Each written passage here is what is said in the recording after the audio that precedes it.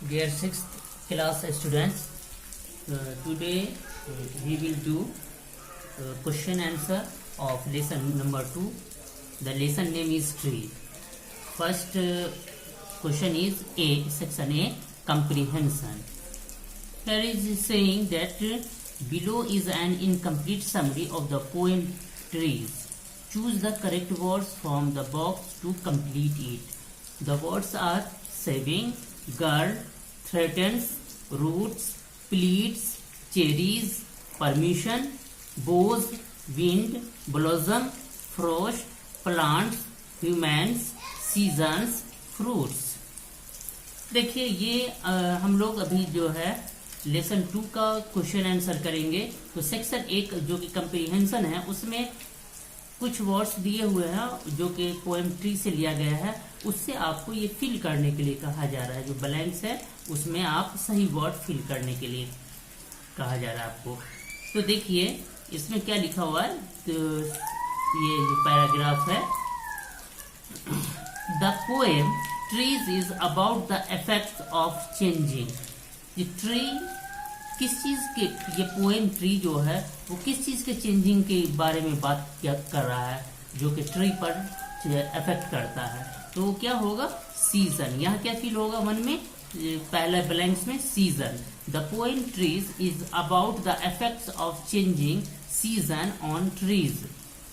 It is also about the relation between blanks and blanks. ये और किस चीज के रिलेशन के बारे में बता रहा है। तो सेकेंड ब्लैंक्स में हम फिल करेंगे ह्यूमंस एंड थर्ड ब्लैंक्स में हम फिल करेंगे प्लांट्स। क्या हो जाएगा, it is also about the relation between humans and plants. Each season has a different effect on plants when the, इसमें क्या होगा, फ्रोस्ट, क्या आ जाएगा, frost of winter fall on tree, it weathers the birds। क्या हो गया, each season has a different effect on plants when the frost of winter falls on trees, it withers the birds। Once the buds are shrunk, the flowers will not, flower क्या होगा, जब एक बार ठंड पड़ जाएगी उस पे तो क्या हो जाएगा, फ्लावर क्या होगा, नॉट ब्लॉसम। इसमें फिफ्थ में क्या हो जाएगा, first second third fourth fifth में क्या हो जाएगा, blossom. If there are no flowers then there will be no fruits either. और जब फूल नहीं होंगे तो फल भी नहीं होगा। In the first stanza the frost blanks to fall on the birds.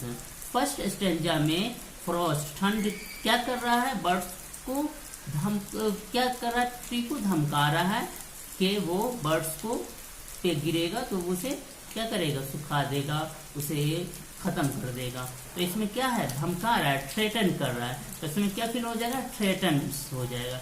In the first stanza the frost threatens to fall on the birds but the whole tree from its, क्या हो जाएगा यहाँ, ब्लैंक्स, ब्लैंक्स है, blanks to its tip, blanks with the frost not to fall so that the flower can blossom.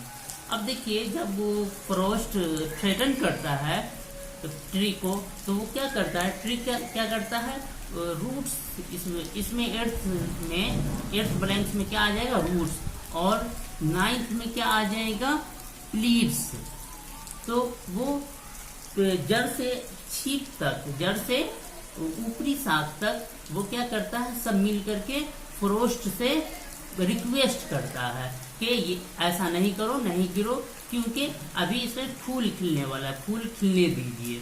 तो इसमें earth में क्या आ जाएगा, एर्थ ब्लैंक्स में रूट्स, और नाइन्थ ब्लैंक्स में क्या आ जाएगा, blossom.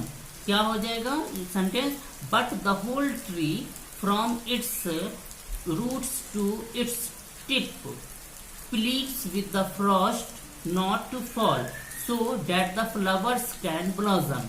In the second stanza the blanks knows that if it blow very hard, then the flowers on the tree would fall. In the second stanza, the blanks में क्या होगा, कौन जानता है, सेकेंड स्टेंजा में कौन जानता है कि अगर वो पेड़ के फूल पर वो तेज बहेगा तो पेड़ की पत्तियां गिर जाएगी, कौन, विंड्स। तो इसमें ब्लैंक्स में क्या आएगा, विंड्स। सेंटेंस होगा in the second stanza the winds the wind knows that if it blows very hard, then the flowers on the tree would fall. The tree once again pleads with the second force of nature. तब फिर दोबारा से प्रकृति की दूसरी ताकत जो है विंड, उससे दोबारा पेड़ रिक्वेस्ट करता है, मिन्नत करता है, not to destroy the flowers as they are about to spring cherries. के वो फिर से रिक्वेस्ट करता है कि ये फूल को बर्बाद मत कीजिए, फूल बर्बाद नहीं हो कीजिए क्योंकि अब इसमें चेरीज लगने वाले हैं। इन द लास्ट स्टेंजा में क्या होता है, a little blanks looks at the cherries that are hanging from the tree. Last stanza में क्या, कौन देखती है कि चेरीज पेड़ से लटक रहा है, लिटिल गर्ल। तो इसमें ब्लैंक्स में 12 ब्लैंक्स है, इसमें क्या आ जाएगा, girl. In the last stanza a little girl looks at the cherries that are hanging from the tree. She asked the tree for, वह ट्री से पूछती है किस चीज के लिए, ब्लैंक्स में क्या आ जाएगा, permission. She asked the tree for permission to pluck them to eat. वह पेड़ से परमिशन मांगती है कि वो इसे किसे, चेरीज को खाने के लिए तोड़ सके। द ट्री ग्लेडली, तो ट्री क्या करता है, खुशी से। इसमें क्या आ जाएगा, ब्लैंक्स है, 14 ब्लैंक्स है, इसमें क्या आ जाएगा, बोज down. The tree gladly, blanks में आएगा बोज, क्या आ जाएगा, क्या सेंटेंस हो जाएगा, the tree gladly bows down so that the girl can pluck at the cherries. पेड़ खुशी से अपने डाल को झुका लेता है ताकि लड़की चेरी को तोड़ सके। And it tell the girl, और ये लड़की से कहता भी है, that it had been 15 blanks है, इसमें क्या आ जाएगा, saving the cherry just for her। और पेड़ लड़की से ये भी कहता है कि मैं इसे बचा के रखा था के तुम्हारे लिए। उस लड़की को कहता है, छोटी सी लड़की को, कि ये चेरीज मैं तुम्हारे लिए ही बचा के रखा था। बी है appreciation, limericks. Notice how the last words of each line in the 3 stanza end. Limericks के बारे में हम समझें। लाइमरिक्स क्या होता है, 5 लाइन का वो पोएम जिसमें पहला 2 लाइन बड़ा होता है, दूसरा 2 लाइन मतलब थर्ड और फोर्थ लाइन छोटा होता है, और 5th लाइन फिर बड़ा होता है, और फर्स्ट लाइन और सेकेंड लाइन का आखिरी वर्ड जो होता है वो राइमिंग होता है, और थर्ड और फोर्थ वर्ड लाइन का भी आखिरी वर्ड राइमिंग होता है, और लास्ट का वर्ड अलग होता है। उसे हम लिमरिक कहते हैं, लाइमरिक कहते हैं। जैसे कि इसमें देखिए फर्स्ट स्टेंजा में है, तो आपने देखा है ट्री पोएम में कि ट्री है, फर्स्ट स्टेंजा में ट्री है, और उसके बाद दूसरे लाइन में गिली है, उसके बाद थर्ड लाइन में स्टैंड है, और फोर्थ लाइन में हैंड है, और 5th लाइन में पिली है। तो देखिए ट्री और गिली, फर्स्ट और सेकेंड लाइन, ये दोनों राइमिंग वर्ड हुआ। स्टैंड और हैंड, ये दोनों राइमिंग वर्ड हुआ, और पिली ये अलग हो गया। सेकेंड स्टेंजा में आप देखेंगे संग है और स्वंग है, ये दोनों राइमिंग वर्ड हुआ, और थर्ड और फोर्थ लाइन में स्टैंड और हैंड है, तो ये दोनों राइमिंग हुआ और हंग अलग हो गया। थर्ड स्टेंजा में आप देखेंगे फर्स्ट लाइन में आई है और सेकेंड लाइन में कराई है, तो ये दोनों राइमिंग वर्ड हो गया, और थर्ड लाइन में टेक है और फोर्थ लाइन में सेक है, तो ये दोनों भी लाइनिंग हो गया, और 5th लाइन में नाई है, तो ये अलग है। तो हम लोग ये समझे, ये हम लोगों ने जाना कि लाइमरिक किसे कहते हैं। लाइमरिक वह होता है जो 5 लाइन का पोएम होता है, उसका फर्स्ट सेकंड लाइन बड़ा होता है और उसका लास्ट वर्ड राइमिंग होता है। थर्ड और फोर्थ लाइन छोटा होता है और उसका भी लास्ट वर्ड राइमिंग होता है, जबकि फिफ्थ लाइन लंबा होता है और उसका जो लास्ट वर्ड होता है वो राइमिंग नहीं होता है। जैसा कि आपको यहाँ बताया भी गया है, ये देखिए, you will see that the rhyme scheme of this poem is A मतलब पहला लाइन और दूसरा लाइन एक राइमिंग होगा, तीसरा और चौथा लाइन राइमिंग होगा और पांचवा लाइन अलग होगा। देखिए, a poem with this type of rhyme scheme is called a limerick. Limericks have 5 lines in each stanza. जैसा कि हम लोगों ने अभी पढ़ा, अभी हम लोगों ने जाना कि इस तरह का पोएम जो आपने देखा वो लाइमरिक कहलाता है। लाइमरिक में 5 लाइन होते हैं। The first 2 lines of limerick are long and rhymes with each other. पहला 2 लाइन लाइमरिक पोएम का पहला 2 लाइन लंबा और एक दूसरे का राइमिंग होता है। They are followed by 2 short line which rhyme with each other, जबकि उसका दूसरा लाइन जो है छोटा होता है और एक दूसरे का राइम होता है। They end with a long line that rhymes with the first 2, और वो जो है उसका आखिरी लाइन वो लंबा होता है पहले 2 लाइन की बनिस्बत। Limericks are usually funny poem and make very little sense. ये लाइमरिक एक फनी पोएम होता है और ये सेंस नहीं देता है, बहुत कम सेंस देता है। But you will notice that tree is not a funny poem. लेकिन आप जैसा कि नोटिस करेंगे कि ट्री फनी पोएम नहीं है। It is a serious poem written in the style of limericks. ये एक सीरियस पोएम है जिसे लाइमरिक्स के स्टाइल में लिखा गया है। Such poem are called poetic limerick. इस तरह के पोएम को पोएटिक लाइमरिक्स कहते हैं। Below is an example of a funny limerick by Edward Lear who is well known for writing limerick. ये यहाँ एक पोएम दिया हुआ है जो कि लाइमरिक है, जिसे एडवर्ड लियर ने लिखा है, जो लाइमरिक पोएम लिखने के लिए जाने जाते हैं। जैसे there was an old man with a beard who said it is just as I feared, 2 owls and a hen, 4 lark and a wren have all built their nest in my beard. आगे देखिए कहा जा रहा है कि choose correct words from the brackets to complete the following poem in the limerick pattern. अब यहाँ poem दिया हुआ है जो कि लाइमरिक पैटर्न में दिया हुआ है। इस ब्रैकेट में से सही वर्ड चुन करके इस ब्लैंक्स में फिल करना है। यह है there was once a young lad from, blanks के लिए आपको ऑप्शन है एंड फिनलैंड मीन। तो इसमें क्या आ जाएगा, फिनलैंड, यहाँ फिनलैंड लिखेंगे। There was once a young lad from Finland who wanted to sell the, blanks है, ब्लैंक्स के लिए ऑप्शन है इंग्लैंड, फिनलैंड, इंडिया। तो इसमें क्या आ जाएगा, who wanted to sell to England, he was not, blanks, blanks के लिए ऑप्शन है find, blind, old.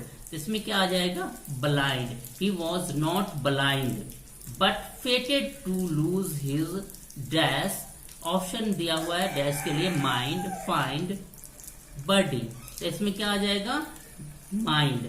But he fated to lose his mind, मतलब कि किस्मत से वो अपनी दिमागी संतुलन जो है वो खो दिया था, दिमागी तवाजुन खो दिया। Fate had it and he was stuck in midland, मतलब fate had and it was and he was stuck in midland, मतलब किस्मत ने उसके साथ ऐसा किया कि वो मिडलैंड में पड़ गया। Try to write your own limerick. Remember, limericks are for fun and don't need to make too much sense. Make a group of 5 students, take a big sheet of paper and each come up with one rhyming word in the pattern of A, B, B, A. Then each one write a line. Don't forget to have fun. For the first line, identify a place where a person is from. Just make sure that the place name can rhyme with something else to end the second line. अब कहा जा रहा है कि आप खुद लाइमरिक लिखने की कोशिश कीजिए और ध्यान रखिए कि ये बस एक फन है, इसमें कोई सेंस नहीं आता, ज्यादा सेंस निकालने की कोशिश नहीं कीजिए। और इसको आप ए बी बी ए के पैटर्न पे लिखिए, मतलब 2 लाइन आपका बड़ा होगा, उसके बाद तीसरा चौथा लाइन बड़ा होगा और पहला दूसरा तीसरा चौथा लाइन का लास्ट वर्ड राइमिंग होगा और फिफ्थ वर्ड सेंटेंस जो होगा वो बड़ा होगा और उसका जो लास्ट वर्ड होगा वो राइमिंग नहीं होगा। आगे देखिए, for the third line think of an action that can be described in 2 lines, both ending in rhyming words. In these 2 lines, you can write about the character of his/her action. The last line concludes the action or description and end like the first 2 lines. इसमें ये क्या आ रहा है कि third line जो होगा उसके action को बताएगा, जो पहले सेकंड और थर्ड लाइन में किए थे, फर्स्ट और सेकंड लाइन में किए थे, उसका थर्ड लाइन में एक्शन को शो करेगा और लास्ट लाइन जो होगा वो उसके बारे में कंक्लूड करेगा। तो जैसे देखिए यहाँ एक लाइमरिक दिया हुआ है, there once was an old lady from China, all the while she hoped to swim to Argentina. देखिए चाइना अर्जेंटीना ये दोनों राइमिंग वर्ड हो गया। So she swim through the river only to run up fever, river और fever ये दोनों rhyming word हो गया। Not one to give up she wrote it all in a drama, ये ड्रामा अलग हो गया। तो इसी तरीके से आपको आगे बनाना है। There once was a blanks from blanks, all the while she he hope blanks, so she he blanks and blank, not one to blanks she he blanks or that blanks from blanks। तो इसको हम इस तरह से बनाएंगे। There once was a man from Africa, all the while he hoped America, America ये दोनों मिल गया, राइमिंग वर्ड हो गया। आगे है so he, आगे हम लिखेंगे took a motor to ride, so he क्या लिखेंगे इसमें, so he तो है ही है, took a motor to ride and दिया हुआ है and आगे हम लिखेंगे and के आगे looked road to drive, आगे no one की जगह पे no any लिखेंगे, no anyone to leave, so he wrote it all, not one to dash में हम लिखेंगे leave, she या he, यहाँ ब्लैंक्स में हम लिखेंगे wrote it all। तो ये आपका राइमिंग वर्ड हो जाएगा, ये लाइमरिक हो जाएगा। उसके बाद सी है एक्टिविटी व्हाट्स रॉन्ग, इसमें रॉन्ग क्या है। Look at the following pictures and think about the scenes shown, do they show the right way things should be, write your responses to a accompanying question. यहाँ कहा जा रहा है कि picture को देखिए और पिक्चर में जो सीन दिखाया गया है उसके बारे में बताए कि ये राइट है या रॉन्ग है और अपना रिस्पॉन्स दीजिए जो क्वेश्चन किया गया उसके अकॉर्डिंगली। ये फर्स्ट क्वेश्चन है right what is wrong with the car shown, car में क्या चीज रॉन्ग है जो दिखाया जा रहा है। तो कार में क्या हो रहा है, धुआं निकल रहा है, तो यही रॉन्ग है। तो हम लिखेंगे the car giving a smoke, the car giving smoke. Second है who is responsible for the problem. ये प्रॉब्लम जो हो रहा है, ये जो प्रॉब्लम है कि धुआं निकल रहा है कार से, इसके लिए रिस्पॉन्सिबल कौन है? तो इसके लिए रिस्पॉन्सिबल कौन होगा? कार का ओनर। तो हम क्या लिखेंगे? The owner of car is responsible for the problem. उसके बाद थर्ड है what would you do if you see a car like this. आप क्या करोगे अगर इस तरह की कार देखोगे? आप क्या कर सकते हैं? आप ओनर से कह सकते हैं कि इसे वर्कशॉप में भेजिए। तो क्या लिखिएगा? I will say to owner send it to workshop. उसके बाद ये फोर्थ है, देखिए ये पिक्चर क्या कर रही है? औरत वो प्लांट को पानी दे रही है। क्वेश्चन है is the women doing the right thing. औरत क्या सही काम कर रही है? तो ये क्या है? सही काम है, प्लांट को पानी देना सही काम है। तो यहाँ क्या लिखेंगे? यस। अब यहाँ क्या कहा जा रहा है? If yes why. अगर हाँ तो क्यों? तो because to giving water to plant is necessary to grow a plant because it is right things because a plant give us fruits and also oxygen। या फिर आप लिख सकते हैं यस यहाँ लिखेंगे because it gives us fruits। सिर्फ इतना लिख देंगे तो भी चलेगा। आप अपने हिसाब से लिख सकते हैं। मैं अपने हिसाब से बता रहा हूं। यहाँ यस, यहाँ because it gives us fruits. उसके बाद फिफ्थ है do you approve of the boys action.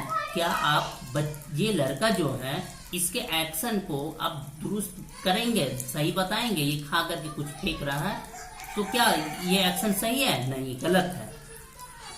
तो यहाँ क्या लिखेंगे? नो। यहाँ कह रहा है वाई, क्यों? क्योंकि ये हमारे इन्वायरमेंट को भी पॉल्यूट करता है। It will make polluted to our environment and also someone can fall on it. तो हम आंसर यहाँ लिखेंगे, यहाँ नो हुआ, यहाँ लिखेंगे because it someone can fall on it. Suggestion होगा I will suggest to use dustbin. इस लड़के को हम सजेस्ट करेंगे कि आप डस्टबिन यूज करें। अब यहाँ देखिए ये आदमी है, ये पेड़ को काट रहा है। What would you do if you happen to see someone doing this? क्या आप क्या करेंगे अगर कोई आदमी इस तरह कुछ काम कर रहा हो तो आप क्या कहेंगे? ये हमें ऑक्सीजन देता है, ये हमारे इन्वायरमेंट को क्लीन रखता है ना। अगर जरूरी न हो तो, जरूरी होता है तब तो काटना ही पड़ता है। तो हम इसमें क्या सजेशन देंगे? हम क्या कहेंगे इन्हें? I will say not to cut tree.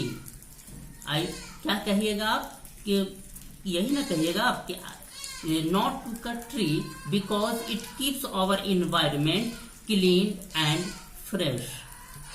तो ये आपका लेसन 2 का क्वेश्चन आंसर था। अगर आपको मेरा ये वीडियो अच्छा लगे, इससे लगे आपको कि हेल्प मिल रहा है, तो आप मेरे वीडियो को शेयर करेंगे।